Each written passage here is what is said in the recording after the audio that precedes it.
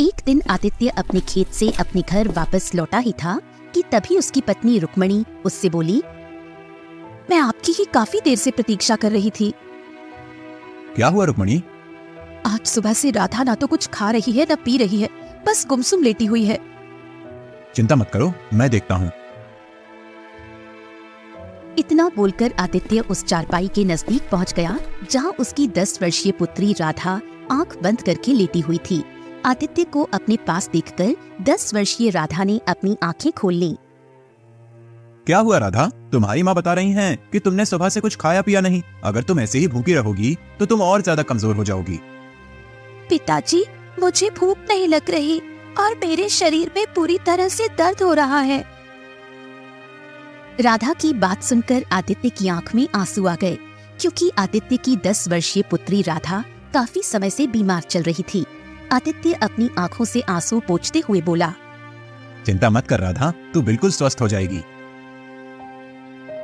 इतना बोलकर आदित्य अपनी पत्नी के पास आकर खड़ा हो गया। आखिर आप राधा को और मुझे कब तक झूठी तसल्ली देते रहेंगे? आखिर मेरी पुत्री को ऐसी कौन सी बीमारी लग गई है जो वो ठीक होने का नाम ही नहीं ले रही? तुम चिंता मत करो रुक्मणी, राधा की वजह से ही मैं खेत में कड़ी मेहनत कर रहा हूँ। मेरी फसल गांव में सबसे ज्यादा अच्छी उगी है। कल फसल की कटाई है। कल मैं फसल को राज्य में अच्छे दामों में बेच कर आऊंगा और उसके बाद हम अपनी पुत्री राधा का किसी अच्छे वैद्य जी के पास इलाज कराएंगे। हमारी बेटी ठीक तो हो जाएगी ना? रुक्मणी, मैं हमेशा लोगों की भलाई के बारे में सोचता हूँ और बचपन से मैंने एक ही बात सीखी है, कर भला तो हो भला। मैंने किसी का बुरा नहीं किया, तो विश्वास करो मेरे साथ भी बुरा नहीं होगा। इतना बोलकर आदित्य अपने घर से बाहर चला गया। कुछ देर तक आदित्य गहरी सोच में गुमसुम चलता हुआ एक झोपड़ी के पास खड़ा हो गया। उस झोपड़ी के बाहर एक बूढ़ा व्यक्ति बैठा हुआ था, जो कि आदित्य के गांव का एक बहुत बड़ा वैद्य था। वैद्य आदित्य की ओर देखकर बोला, क्या हुआ आदित्य? तुम्हारे चेहरे पर चिंता की लकीरें क्यों झलक रही हैं? आज मेरी पुत्री राधा ने सुबह से कुछ नहीं खाया और आज मेरी पत्नी भी मुझसे पूछ रही थी कि आखिर राधा को ऐसी कौन सी बीमारी लग गई है जो वो ठीक होने का नाम ही नहीं ले रही। इतना बोलकर आदित्य फूट फूट कर रोते हुए वैद्य से दोबारा बोला, अब मैं अपनी पत्नी से ज्यादा दिन तक झूठ नहीं बोल पाऊंगा। आदित्य की बात सुनकर वैद्य कुछ देर तक गहरी सोच में गुम रहे। कुछ देर बाद वो आदित्य के चेहरे को बहुत ही गौर से देखते हुए बोले, देखो आदित्य, मैंने तुमसे पहले ही कहा था कि तुम्हारी पुत्री को एक विचित्र बीमारी है और उसका इलाज संभव नहीं है। लेकिन मैं तुमसे ये नहीं कहूंगा कि तुम उसका किसी दूसरे वैद्य से इलाज नहीं करवाओ। केशव नगर राज्य में एक बहुत बड़े वैद्य रहते हैं जो कि मेरे गुरुजी भी हैं। तुम्हें जाकर उनसे मिलना चाहिए, परंतु वहां जाने से पहले तुम्हें धन का इंतजाम कर लेना चाहिए।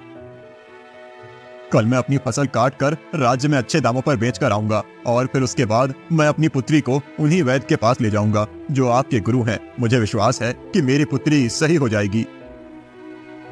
ईश्वर करें ऐसा ही हो। वैद्य की बात सुनकर आदित्य अपने घर पर चला गया।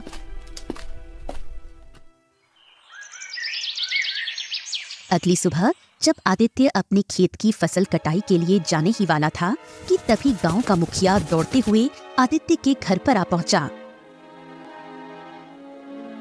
आदित्य, गजब हो गया।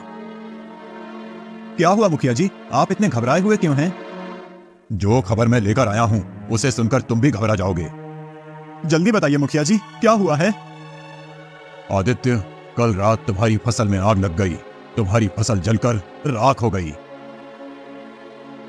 मुखिया की बात सुनकर आदित्य दौड़ता हुआ अपने खेत में पहुंच गया। आदित्य ने देखा कि उसकी सारी फसल जलकर राख हो चुकी है। आदित्य अपना सर पकड़कर रोने लगा। तभी वहां मुखिया आ पहुंचा। आदित्य मुखिया की ओर देखकर रोते हुए बोला, अब मैं क्या करूं मुखिया जी? सोचा था कि इस फसल को बेचकर अपनी बिटिया राधा का केशव नगर राज्य के वैद्य से इलाज करवाऊंगा। अब मैं क्या करूं? समझ में नहीं आ रहा आदित्य कि तुम्हारे खेत में आग कैसे लगी। आप नहीं जानते, मेरी फसल में आग नहीं लगी बल्कि मेरी जी तोड़ मेहनत में आग लगी है। मेरा परिवार तो अब भूखा मर जाएगा। अब मैं क्या करूं? मैं जानता हूं तुम्हारी पुत्री विचित्र बीमारी से जूझ रही है, लेकिन तुम चिंता मत करो। अगर तुम चाहो तो मैं तुम्हें जमींदार से कुछ कर्ज दिलवा सकता हूँ। ये सुनकर आदित्य अपने आंसू पोंछते हुए बोला, मुखिया जी, मैं आपका यह एहसान जिंदगी भर नहीं भूलूंगा। मेरी पुत्री का इलाज होना बहुत जरूरी है। तो फिर चलो मेरे साथ। मुखिया आदित्य को जमींदार के घर पर ले गया और जमींदार को सारी घटना बताते हुए बोला, जमींदार जी, आदित्य को इस समय धन की बहुत आवश्यकता है। उसकी फसल जलकर राख हो गई है। उसके घर में खाने को खाना नहीं है। ऊपर से उसकी पुत्री एक विचित्र बीमारी से जूझ रही है।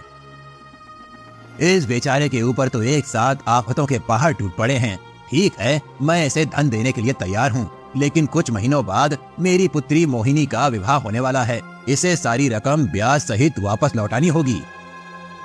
मैं तैयार हूँ जमींदार जी। आप मुझे कर्ज के रूप में जितना भी धन दे देंगे, मैं उससे दोबारा खेती करने के लिए बीज खरीदूंगा और अपनी पुत्री का इलाज भी करवाऊंगा।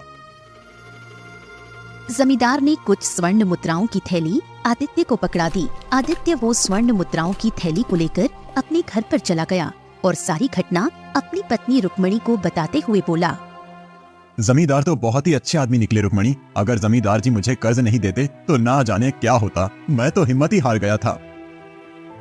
आप सही कहते हैं। अब हमें अपनी बेटी का इलाज कराने में देर नहीं करनी चाहिए।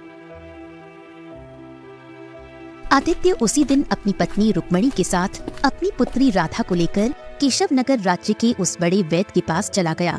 वो बूढ़ा वैद्य राधा की जांच पड़ताल करने के बाद बड़ी ही गंभीर अवस्था में आदित्य की ओर देखकर बोला, मुझे क्षमा करें आदित्य, तुम्हारी पुत्री का इलाज असंभव है। ये सुनकर आदित्य और उसकी पत्नी रुक्मणी बुरी तरह से घबरा गए। आप कहना क्या चाहते हैं? हम तो बड़ी उम्मीद लेकर आपके पास आए थे। आदित्य, कुछ विचित्र बीमारी ऐसी होती हैं जिनका इलाज भी बहुत विचित्र और दुर्लभ होता है। तुम्हारी पुत्री को भी ऐसी ही बीमारी है जिसका इलाज शायद ही इस संसार में हो।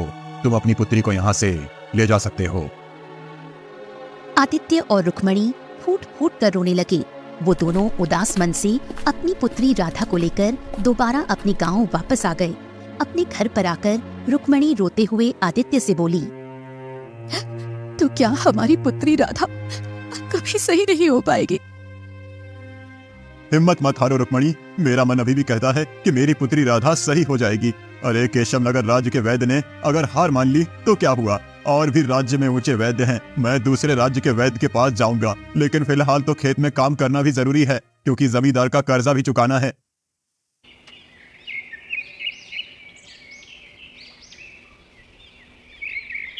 अगले दिन आदित्य कुछ बीज खरीदकर अपने खेत में बोने गया ही था कि तभी वहाँ पर जमींदार अपने साथी बलिया के साथ आ पहुँचा और आदित्य की ओर देखकर बोला, मुझे मेरा कर्ज सूद सहित वापस चाहिए। जमींदार की बात सुनकर आदित्य बुरी तरह से चौंक पड़ा। ये आप क्या कह रहे हैं जमींदार जी? अभी परसों ही तो मैंने आपसे कर्ज लिया था। इतनी जल्दी मैं आपका कर्ज सूद सहित कैसे वापस कर सकता हूँ? आदित्य की बात सुनकर जमींदार के बगल में खड़ा हुआ बलिया जोर जोर से हंसता हुआ आदित्य से बोला, तुम मूर्ख हो आदित्य। तुमने ये भी सोचने की कोशिश नहीं की कि तुम्हारे खेतों में आग कैसे लगी। मैं तुम्हारी बात का मतलब नहीं समझा। इसकी बात का मतलब मैं तुम्हें समझाता हूँ आदित्य। दरअसल मेरी नजर तुम्हारे खेत पर काफी समय से थी। मैंने ही तुम्हारे खेत में आग लगाई थी। जमींदार की बात सुनकर आदित्य बुरी तरह से चौंक पड़ा। हाँ, मैंने आग लगाई थी। मैं जानता था कि तुम्हारी पुत्री बीमार है और उसे इलाज की बहुत ज्यादा आवश्यकता है। तुम इस गांव में घूम फिरकर कर्ज लेने के लिए मेरे ही पास आओगे, और मेरी किस्मत तो देखो, मुखिया जी स्वयं तुम्हें मेरे पास ले आए। ये तो गलत है जमींदार। किसी की मुसीबत का फायदा उठाकर कभी भी कोई इंसान सुख से नहीं जी पाया। ये बातें सिर्फ सुनने में अच्छी लगती हैं आदित्य। इससे पहले कि मैं तुम्हें तुम्हारे खेत से धक्के मारकर बाहर निकालूं, यहाँ से निकल जाओ। आज से ये मेरा खेत है, क्योंकि मैं जानता हूँ कि तुम मेरी रकम सूद सहित 7 जन्मों तक नहीं चुका सकते। आदित्य समझ गया कि जमींदार की उसके खेत पर बुरी तरह से नीयत खराब हो चुकी है। आदित्य निराश होकर आंखों में आंसू लिए हुए अपने घर की ओर चल पड़ा। आदित्य आधा रास्ता पहुंचकर एक वृक्ष के नीचे बैठकर फूट फूट कर रोने लगा। आदित्य को नहीं पता था कि जिस वृक्ष के नीचे वो रो रहा था, उस वृक्ष के पीछे एक साधु बैठे हुए थे।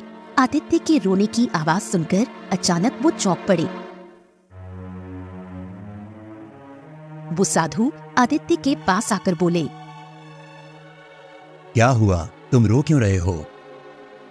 आदित्य रोते हुए सारी घटना साधु को बताते हुए बोला, मेरी पुत्री मौत की कगार पर खड़ी हुई है और मेरा खेत भी जमींदार ने मुझसे छीन लिया। तुम्हारे साथ वास्तव में बहुत बुरा हुआ है। अगर तुम्हारे साथ इतना बुरा नहीं हुआ होता तो मैं तुम्हें एक रहस्य कभी नहीं बताता। कौन सा रहस्य साधु महाराज? एक ऐसा रहस्य जिससे तुम्हारी पुत्री की विचित्र बीमारी सही हो सकती है और तुम इतने धनवान हो सकते हो जिसकी तुम कल्पना भी नहीं कर सकते। साधु की बात सुनकर आदित्य चौंकते हुए बोला, साधु महाराज, मैं केवल यही चाहता हूँ कि मेरी पुत्री स्वस्थ हो जाए। धन का क्या है, धन तो आता जाता है। धन तो मैं कभी भी मेहनत करके भी कमा सकता हूँ। मुझे तुम्हारी ये बात बहुत अच्छी लगी। अब मेरी बात ध्यान से सुनो। यहाँ से कुछ दूर एक घना और विचित्र जंगल पड़ता है। कहते हैं कि उस विचित्र जंगल में एक बहुत ही सुंदर झील बहती है। उस झील के किनारे एक दुर्लभ जादुई कमल का फूल उगता है। वो फूल केवल वही व्यक्ति प्राप्त कर सकता है जिसका मन लोभ और ईर्ष्या से दूर हो और जिसके मन में दूसरों के प्रति प्रेम और दया की भावना हो। जैसे ही तुम उस फूल को अपनी पुत्री के शरीर से स्पर्श करोगे, तुम्हारी पुत्री सही हो जाएगी। और अगर तुम एक बार उस विचित्र जादुई फूल से जितना भी धन मांगोगे, तुम्हारे पास उतना ही धन आ जाएगा। उसके बाद वो फूल गायब हो जाएगा, परंतु उस फूल तक पहुंचना बहुत ही असंभव काम है। साधु की बात सुनकर आदित्य बड़े ही आत्मविश्वास भरे लहजे में बोला, अपनी पुत्री की जान बचाने के लिए मैं बड़े से बड़ा खतरा उठाने के लिए तैयार हूँ साधु महाराज। तो फिर देर मत करो, यहाँ से दाईं ओर दिशा में मुड़ जाओ।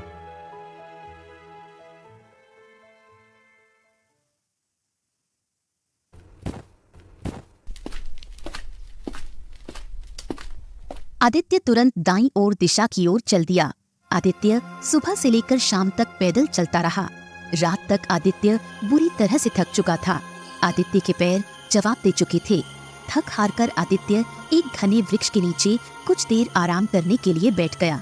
आदित्य आराम करने के लिए बैठा ही था कि आदित्य ने देखा एक सुंदर हिरण उसकी कुछ ही दूरी पर दौड़ता हुआ आकर खड़ा हो गया।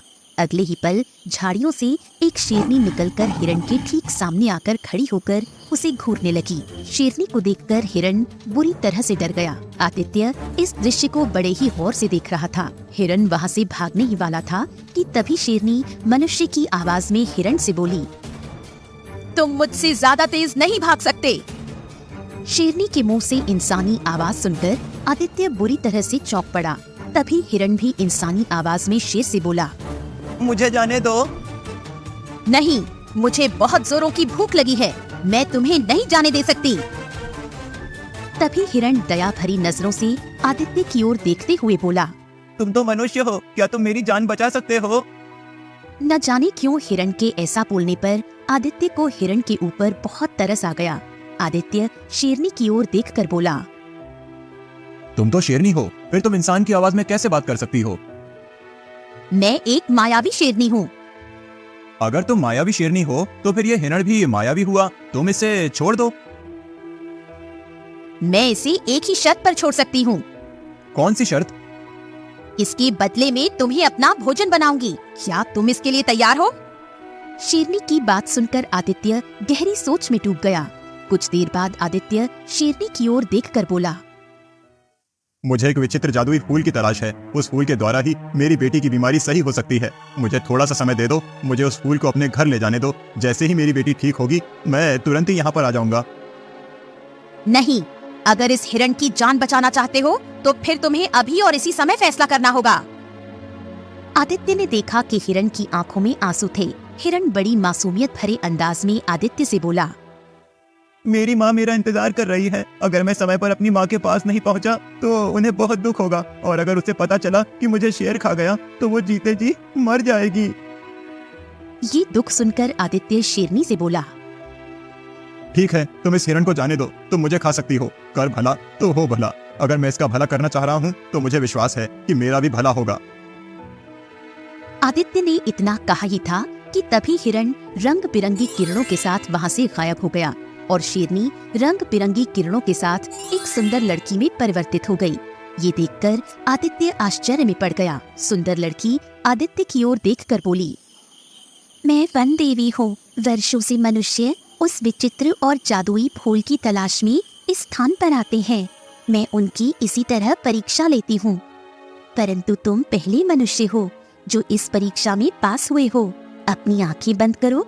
कुछ क्षण बाद जब तुम अपनी आंखें खोलोगे तो स्वयं को एक झील के पास पाओगे। तुम्हें वो जादुई कमल का फूल उस झील के किनारे खिला हुआ मिल जाएगा। उस फूल को तोड़ने के बाद अपनी आंखें बंद कर लेना। कुछ क्षण बाद जब तुम आंखें खोलोगे तो स्वयं को अपने गांव की सीमा पर पाओगे।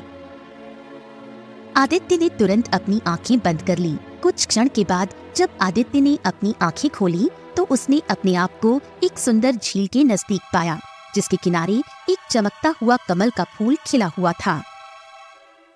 लगता है ये वही कमल का फूल है जिसके बारे में साधु महाराज बता रहे थे। आदित्य ने तुरंत उस कमल के फूल को तोड़ लिया और अपनी आंखें बंद कर ली। कुछ क्षण बाद जब आदित्य ने अपनी आंखें खोली तो उसने अपने आप को अपने गांव की सीमा पर पाया। आदित्य दौड़ता हुआ अपने घर की ओर चला गया। आदित्य अपने घर पहुंचा ही था कि तभी उसने देखा कि आदित्य के घर पर जमींदार पहले से मौजूद था। जमींदार रोता हुआ बोला,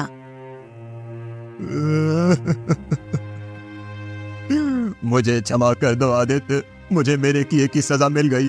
कल रात मेरी बेटी बुरी तरह से बीमार पड़ गई। मैंने बड़े बड़े वैद्य को उसे दिखाकर देख लिया, परंतु वो ठीक नहीं हुई। वैद्य का कहना है कि वो बच नहीं सकती। अब मुझे एक नहीं बल्कि दो अर्थी का इंतजाम करना है। मेरी पत्नी मेरी बेटी से बहुत प्रेम करती है। अगर मेरी बेटी इस दुनिया में नहीं रही तो उसकी माँ भी उसकी मौत का सदमा बर्दाश्त नहीं कर सकेगी। मेरे हाथ में जो ये कमल का फूल देख रहे हो, ये एक चमत्कारी फूल है। अगर इसे अपनी बेटी के शरीर से स्पर्श करोगे तो वो बिल्कुल स्वस्थ हो जाएगी। मैं इसे विचित्र जंगल से अपनी बेटी की बीमारी को ठीक करने के लिए तोड़कर लाया था।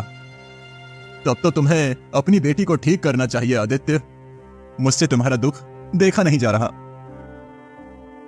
तभी वो फूल आदित्य के हाथ से गायब हो गया और रंग बिरंगी किरणों के साथ एक सुंदर पुरुष वहां पर प्रकट हो उठा। सुंदर पुरुष आदित्य की ओर देखकर बोला, तुम वाकई मन के सच्चे इंसान हो आदित्य। तुम्हारे कारण मैं आज श्राप से मुक्त हो गया। तुम जिस झील के किनारे से वो कमल का पुष्प तोड़कर लाए थे, मैं उस झील का मायावी राक्षस था। मैं एक दिन एक साधु की साधना को भंग कर बैठा। साधु ने क्रोध में आकर मुझे श्राप दे दिया और मैं कमल के फूल में परिवर्तित हो गया। कुछ देर बाद साधु को मुझ पर दया आ गई और उसने मुझसे कहा कि जब भी कोई व्यक्ति जिसका मन सोने की तरह शुद्ध होगा तुझे तोड़ेगा तो श्राप से मुक्त हो जाएगा। तुमने मुझे श्राप से मुक्त किया है आदित्य। मांगो, क्या मांगते हो? पहले तो मैं ये चाहता था कि मेरी बेटी की बीमारी सही हो जाए, परंतु अब मैं चाहता हूँ कि जमींदार की बेटी की बीमारी भी सही हो जाए। तुम इससे अधिक और भी मांग सकते हो। बस मैं यही चाहता हूँ कि मैं जीवन भर स्वस्थ रहूं, क्योंकि मनुष्य का असली धन स्वास्थ्य होता है। ठीक है आदित्य, ऐसा ही होगा। इतना बोलकर वो सुंदर पुरुष वहां से गायब हो गया और आदित्य की बेटी ठीक हो गई। जमींदार आदित्य की ओर देखकर बोला, मुझे माफ कर दो आदित्य, मैंने तुम्हारे साथ कितना गलत किया। उसके बाद भी तुमने मेरी मदद की। मैं तुम्हारे खेत वापस करता हूँ और तुम्हें दिया हुआ कर्ज भी मैं माफ करता हूँ। इतना बोलकर जमींदार वहां से चला गया। घर पर आकर उसने देखा उसकी बेटी भी स्वस्थ हो चुकी थी। कुछ दिन बाद वही साधु आदित्य के पास आकर रहस्यमयी अंदाज में बोले, जब तुम मुझे पहली बार मिले थे मैं समझ गया था कि तुम ही वही इंसान हो जो उस झील के राक्षस को श्राप से मुक्त कर सकते हो। उस झील के राक्षस को श्राप मैंने ही दिया था। साधु की बात सुनकर आदित्य मुस्कुराने लगा और साधु भी मुस्कुराते हुए वहां